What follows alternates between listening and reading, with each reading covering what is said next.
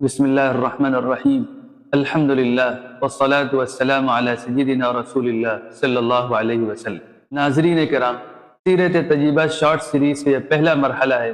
جس کے اندر آپ صلی اللہ علیہ وسلم کا بچپن اور بچپن کی زندگی اور واقعات بیان کریں گے۔ شروعات کریں گے آپ صلی اللہ علیہ وسلم کے نسب بیان کرتے ہوئے۔ اگر آپ صلی اللہ علیہ وسلم کے نسب کی بات کریں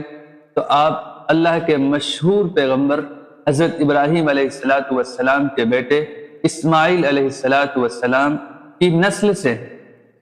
اور نسب کے بارے میں صحیح بخاری کے اندر محمد ابن عبداللہ سے لے کر عدنان تک کے 22 پشتوں کے نام ذکر کیے گئے۔ اس کے علاوہ عدنان سے لے کر اسماعیل علیہ السلام تک کی بھی بعض تاریخی کتابوں میں نام بیان کیے گئے ہیں، لیکن اس کے اندر بہت سے سوالات کیے گئے ہیں، اور یہاں تک بھی بعض مورخین نے کہا کہ عدنان سے لے کر اسماعیل علیہ السلام تک تو کئی 100 برس کا فاصلہ ہے، اس لیے 8 پشتیں نہیں ہو سکتی ہیں۔ پھر اس کا جواب بھی دیا گیا کہ نہیں، قریش اور لوگوں نے صرف مشہور شخصیات کا نام یاد رکھا، باقی لوگوں کے نام چھوڑ دیا۔ بعض تاریخی کتابوں میں آپ کو حضرت ابراہیم علیہ السلام سے لے کر آدم علیہ السلام تک کے پشتوں کے نام بھی ملیں گے، لیکن صحیح اور تاریخی روایات کے اعتبار سے یہ چیزیں مستند اور مدلل نہیں ہیں،